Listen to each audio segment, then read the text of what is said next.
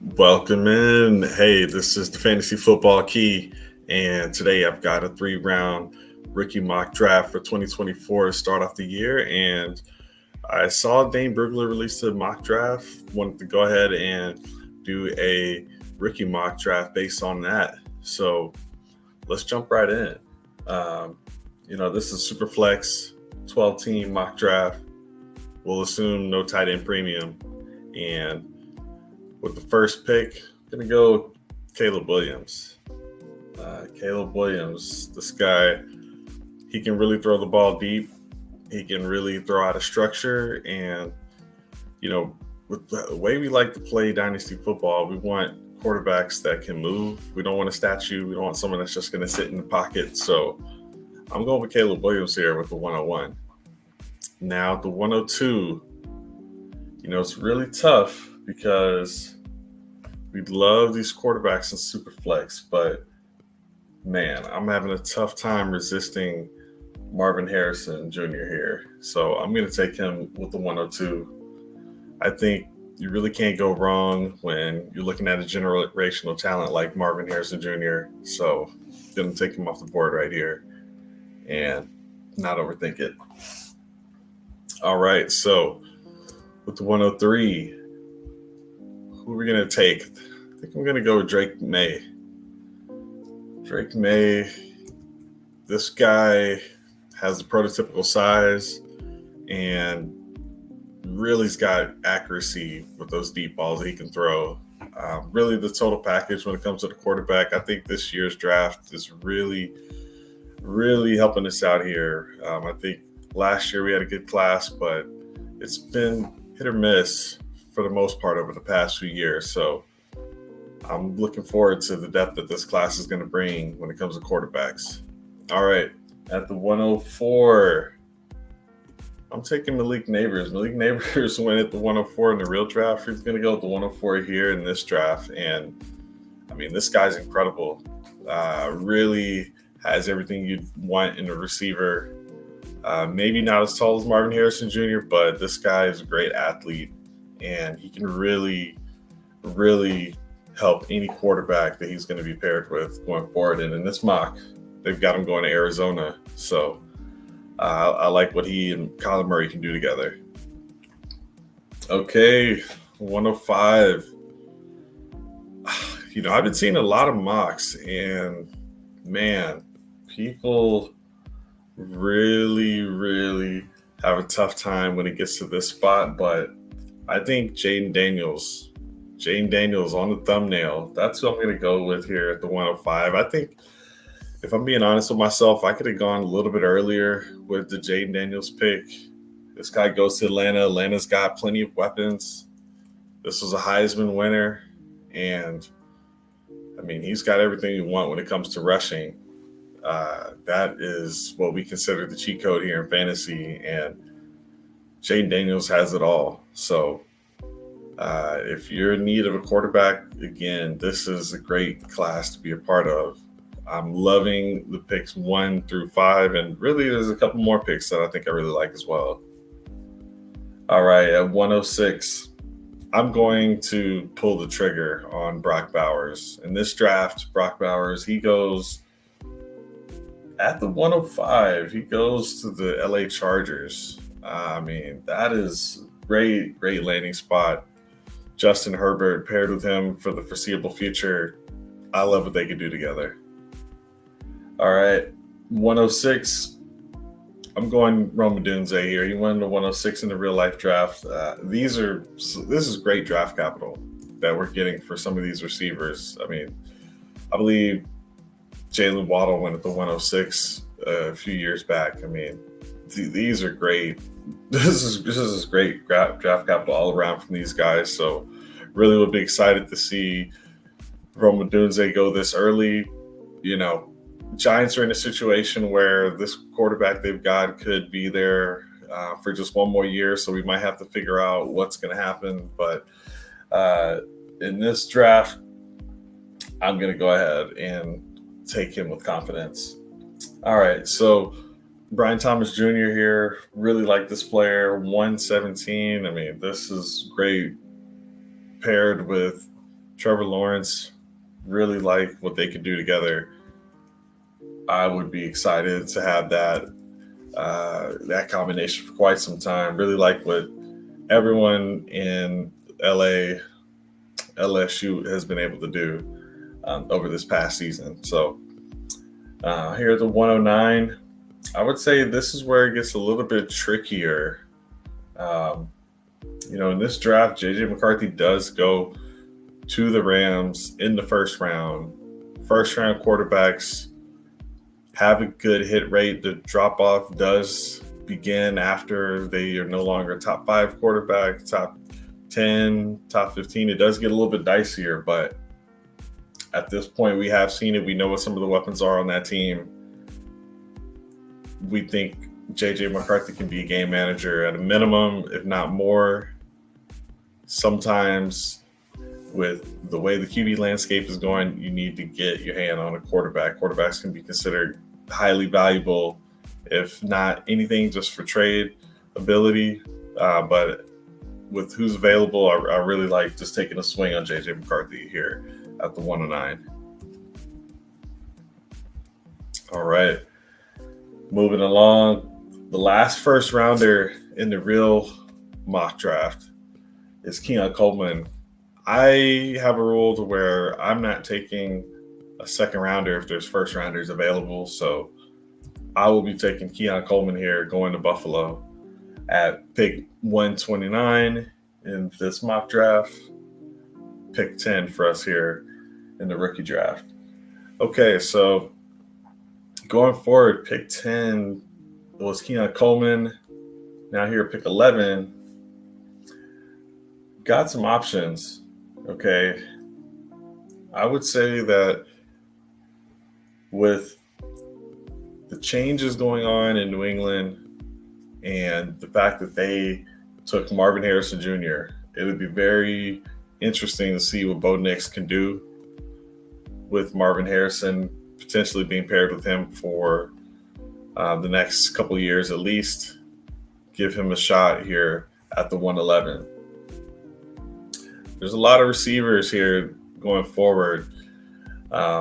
If I had just won a championship and have the 112, I'm not so sure, that I want to go for another receiver when I may need a running back. One of my favorite running backs in this class. I live in Austin and went to the University of Texas. Really like Jonathan Brooks. He's going to Dallas. Tony Pollard was on a 1-year deal and did not look like the Tony Pollard of old. I think it makes sense for them to go after a running back here, and with Jonathan Brooks, give him a little bit of time to recover from the ACL. And to be honest, I think he could have himself a nice career in Dallas. All right, so that ends the first round. Caleb Williams, Marvin Harrison Jr., Drake Maye at the 103, Malik Nabers at the 104, Jayden Daniels at the 105, Brock Bowers at the 106, Rome Odunze 107, Brian Thomas Jr. at the 108, JJ McCarthy at the 109. At the 110 is Keon Coleman, Bo Nix at the 111, and Jonathan Brooks to close out the first round. All right, here to start the second round, I'm going to go with Adonai Mitchell. Adonai Mitchell started his career in Georgia, made his way over to Texas, had a nice run, looked like the main receiver out of Texas. It originally was Xavier Worthy, but Adonai Mitchell really showed what he can do. I think he'd be a great weapon for Bryce Young. They really need him. No one has stepped up. Adam Thielen is in the final year of his contract there. He could walk away at any point. So the Carolina Panthers absolutely need to get another weapon for Bryce Young, and Adonai Mitchell can get it done. All right. 202. Let's see who we got here. If you're at the 202 and potentially had an early pick, I don't mind taking a swing here on Michael Penix Jr. This guy has shown that he can play. You give him Devontae Adams, you give him some of the other weapons that they may get later in the draft. I think he can absolutely have a decent career here in the NFL. All right, at the 203, Ladd McConkey. This guy could be replacing T. Higgins in this draft, based on this draft. And has really shown a lot out of Georgia, so I like what he can do. Maybe Tyler Boyd's gone. At a minimum, they've got the absolute need for more weapons. These guys in Cincinnati, they have a Super Bowl window that is wide open. They need to keep giving Joe Burrow options and keep seeing what they can do to improve. All right. I think at this point, I want to go to one of my favorites, Troy Franklin, really good out of Oregon. I always felt like when I watched him, he was just very sure-handed. The stats may not exactly reflect that, but he just had a really good confidence about him as a leader with that team, and that was the guy that Bo Nix always depended on. Let's go ahead and go with Ja'Lynn Polk. Really like this player. Worried about how crowded it's going to be in this offense. I'm going to go with the talent here. I think this guy is really good. 106, I'm going with Malachi Corley. This guy is going to be attached to CJ Stroud. CJ Stroud has had an incredible rookie season, and any weapon that they throw his way, I'm going to be interested in. Okay, Ja'Tavion Sanders.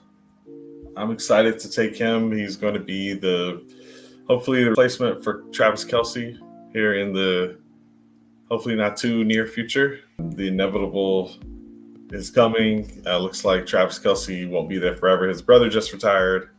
They said they wanted to retire together. Maybe it's a year apart. We'll see. Ja'Tavion Sanders is incredible in his own right. Travis Kelce would be a great mentor for him. At this point in the draft, we've only had one running back.